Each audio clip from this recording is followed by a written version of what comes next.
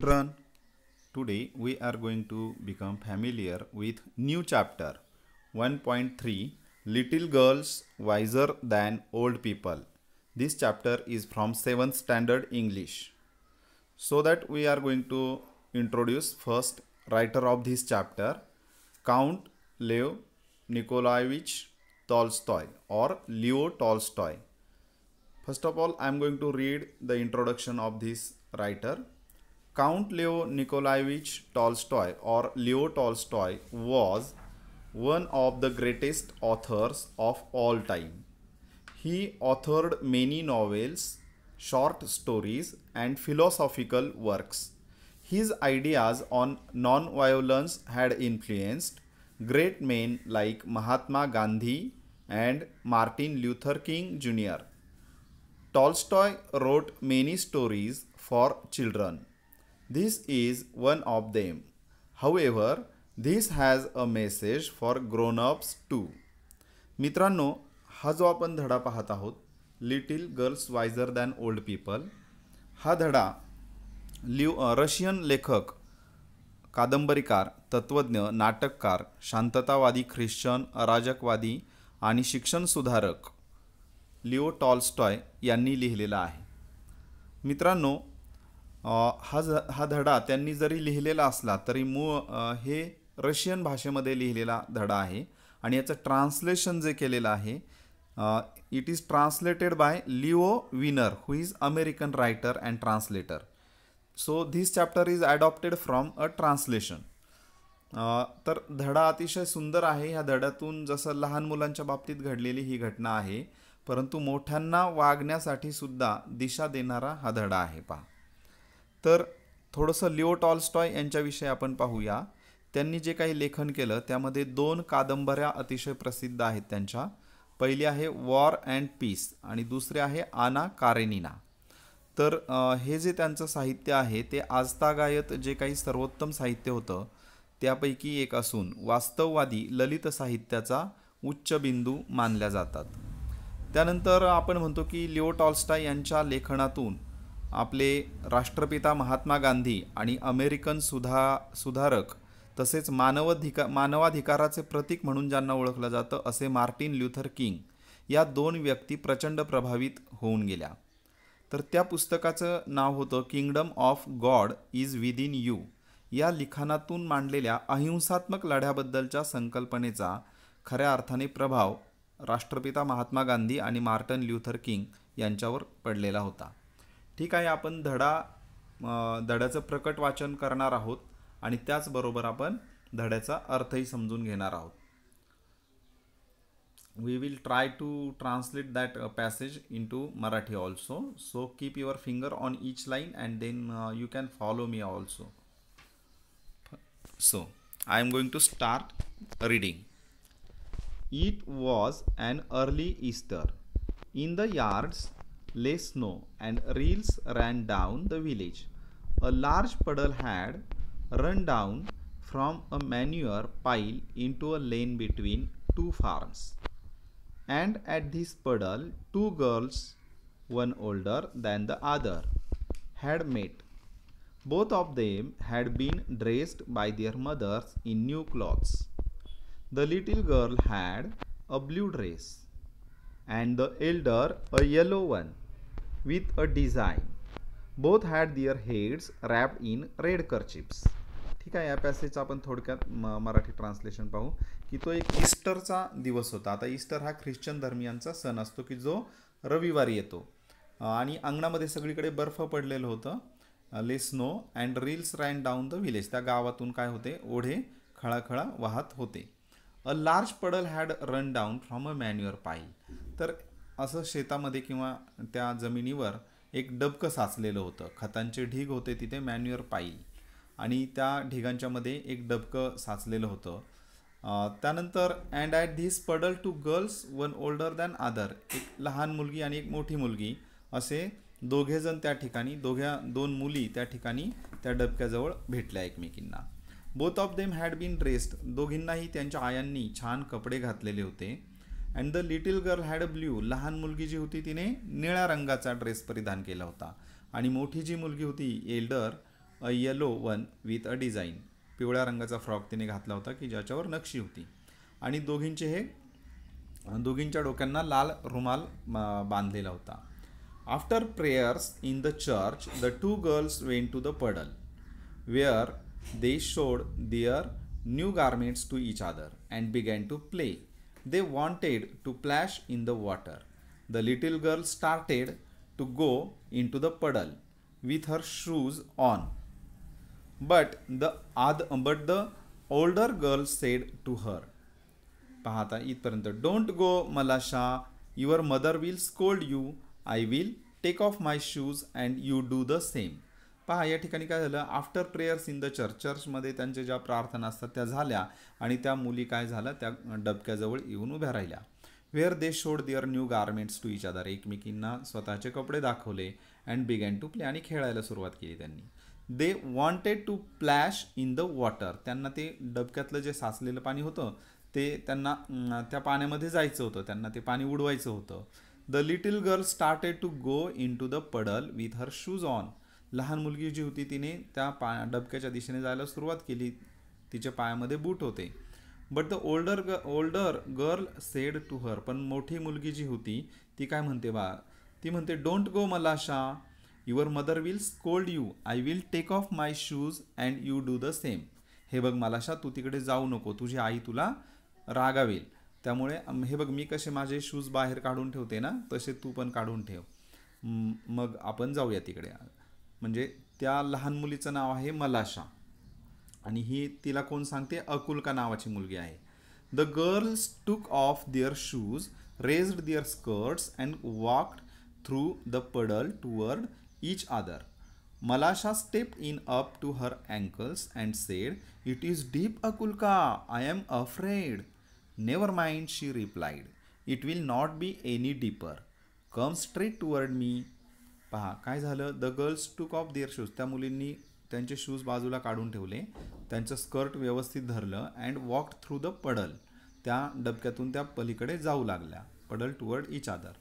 मलाशा stepped in up to her ankle and said, मलाशाने साधारण घोट्यापर्यंत तिचे पाय त्या याच्यामध्ये डबक्यामध्ये बुडले होते आणि त्यावेळेस ती काय म्हणते, इट इज डीप, हे खोल आहे अकुल्का. अकुल्का ही मोठी मुलगी आहे त्या दोघींच्यातली. अकुल्का हे खोल आहे, मला भीती वाटते. तेव्हा अकुल्का म्हणते, never mind, she replied, it will not be any deeper, come straight toward me. तू माझ्याकडे सरळ ये, ते जास्त खोल नाही आहे. They came closer to each other, एकमेकींच्या जवळ आल्या. Akulka said, Malasha look out and do not splash it up but walk softly. Akulka म्हणाली की मलाशा नीट बघ आणि पाणी उडवू देऊ नको इकडे तिकडे, परंतु सावकाश चाल. She had barely said that when Malasha plumped her foot into the water and bespattered. आता पहा, she had barely said, barely नावाचा शब्द इथे वापरला. बेअरली म्हणजे ती नुकतीच झालेली क्रिया बा, ती म्हणाली नुसतंच की मलाशा, तेवढ्यात मलाशाने काय केलं, जोरात पाय त्या पाण्यामध्ये आदळवला आणि मग ते काय झालं, पाणी उडालं. अँड बेस पॅटर्ड म्हणजे उडालं पाणी, पाण्याचे शिंतोडे उडाले. अकुल्काज न्यू ड्रेस अँड ते बेस पॅटर्ड झालं. अकुल्काचा जो नवीन ड्रेस होता त्याच्यावर सगळे मातीचे चिखलाचे डाग उमटले. And not only her dress but also her nose and eyes, फक्त तिच्या ड्रेसवर नाहीत तर नाकावर आणि डोळ्यावर सुद्धा ते पाण्याचे थेंब उडाले. When Akulka saw the spots on her dress she grew angry at Malasha and scolded her and ran after her and wanted to strike her. पहा या ठिकाणी काय सांगितलं, व्हेन अकुल्काने तेव्हा जे पाहिलं की तिच्या कपड्यावर पण डाग उमटलेत, त्यावेळेस ती मलाशाच्या विषयी तिच्या मनात राग निर्माण झाला. She grew angry at Malasha and scolded her, आणि ती खूप रागावली त्या मलाशाला आणि तिला मारायला ती धावली. She wanted to strike her. Malasha was frightened and seeing what trouble she had caused. तिने काय उद्योग करून ठेवला याच्यामुळे ती घाबरली आणि she jumped out of the puddle and ran home, आणि ती घरी पळून गेली. पहा त्या डबक्यातून तिने बाहेर उडी मारली आणि घरी पळून गेली. Akulka's mother passed by. She saw her daughter's dress bespattered and soiled. ही विशेषण आहेत, बेस पॅटर्ड आणि सॉइल्ड, तर ते मातीचे डाग आणि चिखलाचे डाग तिच्या ड्रेसवर पडलेले पाहून त्या आकुलकाची आई तिथून जवळून चालली होती. तिने ते पाहिलं. Where accursed one, did you get yourself so dirty? Where accursed one म्हणजे आपण एखाद्या मराठी भाषेमध्ये कसं म्हणतो आपण, कार्टे काय करून ठेवलं हे, तसं तिची आई तिला खवळते. Where accursed one, did you get yourself so dirty? तुलाच हे असं ड्रेस घाणेरडा केला का? Malasha has purposely splashed it on me. तर ती आकुलका म्हणते, नाही, मलाशाने हा पर्पजली काही विशिष्ट हेतू मनात ठेवून तिने माझ्या अंगावर हे पाणी उडवलं, खराब पाणी चिखलाचं. Akulka's mother grasped Malasha and gave her a knock on the nape of her neck. Malasha began to howl and her mother ran out of the house. Why do you strike my daughter? She began to scold her neighbor. Akulka's mother grasped म्हणजे धरलं पटकन तिने, मलाशाला पकडलं आणि gave her अ knock आणि तिला एक जोराचा तडाखा ठेवून दिला. Nape of her neck, nape of her neck म्हणजे मानेच्या मागच्या बाजूला. Malasha began to howl, howl म्हणजे आक्रोश करायला सुरुवात केला मलाशाने. मलाशा रडायला सुरुवात केली आणि her mother ran out of the house. ते ऐकून मलाशाची आई बाहेर आली. आई काय म्हणते, why do you strike my daughter? माझ्या मुलीला का मारते? She began to scold her neighbour. तिच्या शेजारणीला ती मोठमोठ्याने खवळायला सुरुवात केलं तिने. हे पहा या ठिकाणी त्यांची भांडणं कशी झाली, झोपली. त्यानंतर पुढे पहा. One word brought back another and the women began to quarrel. एका शब्दामागे एक शब्द येऊ लागले आणि त्या स्त्रियांनी भांडायला सुरुवात केली. The men too ran out and a big crowd gathered in the street. All were crying and nobody could hear his neighbor. They scolded and cursed each other. One man gave another man a push and a fight had begun. When Akulka's grandmother came out, she stepped in the midst of the peasants and began to talk to them. पहा इथे काय झाले, one word, एका शब्दामागे एक शब्द येऊ लागले आणि नंतर माणसंसुद्धा आली, गडी माणसंसुद्धा त्या भांडणामध्ये भाग घ्यायला आली. ते सगळे रस्त्यावर जमले. They crowd gathered in the street. All were crying, सगळे रडत होते, कोणी एकमेकाला शिव्या देत होते. They scolded and cursed each other. One man gave another man a push, एका माणसाने दुसऱ्या माणसाला धक्का दिला. And a fight had begun, आणि तिथे मारामारीसुद्धा सुरू झाली. When Akulka's grandmother came out, म्हणजे व्हेन अकुलका, त्यावेळेसच नेमकी अकुलकाची जी आजी होती ग्रँडमदर, ती त्या ठिकाणी बाहेर आली. तिला माहीत होतं अकुलकाची मैत्रीण जी आहे मलाशा, त्या दोघींच्यामुळे ही भांडणं सुरू झालीत. She stepped in the midst of the peasant and began to talk to them. ती stepped in the midst of the peasant, शेतकऱ्यांच्या मध्ये, ते शेतकरी लोक होते सगळे, त्यांच्यामध्ये ती उभी राहिली आणि तिने काही सांगायला सुरुवात केली. What are you doing dear ones? Consider the holiday. This is a time for rejoicing and see what sin you are doing. They paid no attention to the old woman and almost knocked her off her feet. She would never have stopped them if it had not been for Akulka and Malasha. म्हणजे हे या ठिकाणी सांगितलं की what are you doing. ती आजी काय म्हणते, तुम्ही काय करत आहात? कन्सिडर द हॉलिडे, अरे सुट्टीचा दिवस आहे हे तरी विचारात घ्या. This is a time for rejoicing, हा फ्रेश होण्यासाठी, आनंदी होण्यासाठीचा हा वेळ आहे. And see what sin you are doing, तुम्ही काय पाप करत आहात हे जरा बघा. परंतु त्यांनी कोणीही त्याकडे लक्ष दिलं नाही. They paid no attention to the old woman, त्या म्हाताऱ्या आजीकडे कोणीही लक्ष दिलं नाही. And almost knocked her off her feet, उलट तिला तिच्या पायावर त्यांनी पाडलं. Knocked her off her feet. She would never have stopped them, तिने कधीच थांबवलं नसतं भांडण हे. जर ते भांडण अकुलकाचं आणि मलाशामुळे झालेलं नसतं ना, तर तिने भांडण हे थांबवलं नसतं. परंतु ह्या नाती होत्या ना तिच्या, अकुलका आणि मलाशा, लहान मुली होत्या, म्हणून त्या आजीबाई भांडण मिटवत होत्या. While the women exchanged words, Akulka wiped off her dress and went back to the puddle. In the lane she picked up a pebble and began to scratch the ground so as to let the water off into the street. While she was scratching, Malasha came up and began to help her. She picked up a chip and widen the rill. पहा या ठिकाणी काय सांगितले, while the woman exchange, ते स्त्रियांचे शब्दांची देवघेव चालू होती आणि त्यावेळेस काय केलं, अकुलकाने तिचा ड्रेस स्वतःचा स्वच्छ केला. Wiped off her dress and went back to the puddle in the lane. त्या गल्लीतलं ते जे डबकं होतं त्या डबक्याकडे ती पुन्हा निघून गेली. She picked up a pebble. तिने एक दगड घेतला and began to scratch the ground. जमीन उखणायला सुरुवात केली तिने. So as to let the water off into the street. ते रस्त्यामधलं ते पाणी थांबलं होतं ते तिने काढून देत होती. While she was scratching Malasha came up. म्हणजे अकुल्काचं हे काम चालू होतं त्यावेळेस नेमकी मलाशा त्या ठिकाणी आली. And she began to help her. मलाशाने लगेच अकुल्काला मदत करायला सुरुवात केली. She picked up a chip and widen the rill. तो जो ओहळ होता पाट होता तो पाट तिने रुंद करायला सुरुवात केली एका दगडाच्या सहाय्याने कपचीच्या सहाय्याने. पुढे पहा. The peasant had begun to fight just as the water went down the rill toward the place where the old woman was trying to separate the men. The girls ran one from one side of the rill the other from the other side.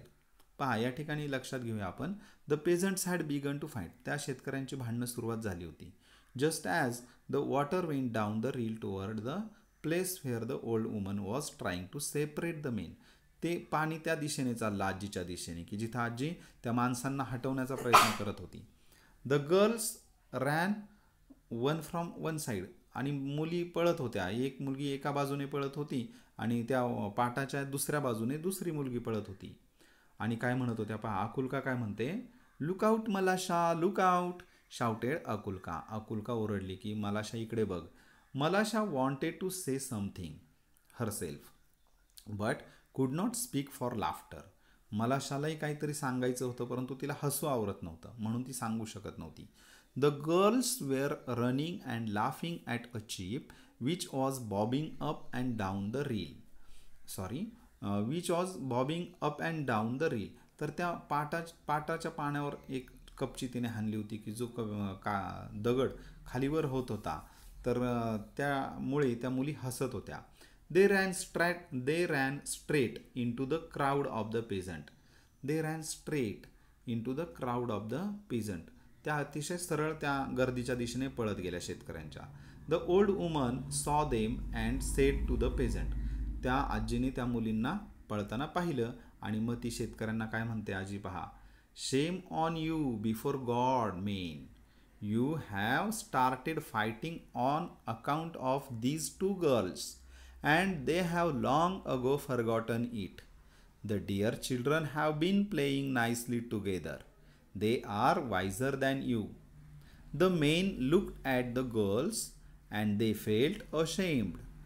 Then they laughed at themselves and scattered to their farms. पहा आजीने किती छान सांगितलं शेवटी की अरे या देवापुढे निदान स्वतःविषयी लाज बाळगा माणसांनो. You have started fighting on account of this two girls. या लहान मुलींच्यावरून तुम्ही भांडणं सुरू केली आणि त्या मुली ते विसरून पण गेल्या. The dear children have been playing nicely together. ती लहान मुलं एकत्र खेळत आहेत पहा बरं. They are wiser than you. त्यांनी भांडण सोडून दिलंय आणि त्या आता छान खेळत आहेत. त्या मुली निश्चितच तुमच्यापेक्षा हुशार आहेत. The men looked at the girls. आणि त्या माणसांनी त्या मुलींकडे पाहिलं. And they felt ashamed. आणि त्या माणसांना स्वतःची लाज वाटली. Then they laughed at themselves. स्वतःकडेच त्यांना स्वतःवरच हसू आलं. And scatter to their farms. आणि आपल्या आपल्या शेतामध्ये ते पांगले जिकडं तिकडं गेले निघून कामाला. असा हा धडा आहे. या धड्याचे लेखक जे आहेत काउंट लिओ एन टॉल्स्टॉय. अतिशय प्रसिद्ध रशियन लेखक होते. तर त्यांनी हा धडा लिहिलेला आहे. या धड्याचं जे वर्कशॉप आहे त्या वर्कशॉपविषयी आपण पुढच्या सेशनमध्ये माहिती घेऊ. तुर्तास सध्या तुम्ही फक्त हा धडा वाचायचा आहे बारकाईने आणि इकडे साईडला जे न्यू वर्ड्स दिले आहेत ते न्यू वर्ड्स राईट डाऊन करायचे. आणि दुसरी गोष्ट हे लिसन अँड ॲन्सर हा जो पार्ट दिला आहे तर या पार्टमधले प्रश्न तुम्हाला त्यांची उत्तरं शोधायची आहेत. Actually this is not difficult work for you. It is very easy because as per my knowledge as per my information I have explained all the passage here. You have to read this passage again and again, and also you have to make practice of reading new words from this passage. So first of all, today's assignment is to write about 20 lines from this passage, any 20 line, and also you have to write new words from the passage. Thank you for watching my video. Thanks again.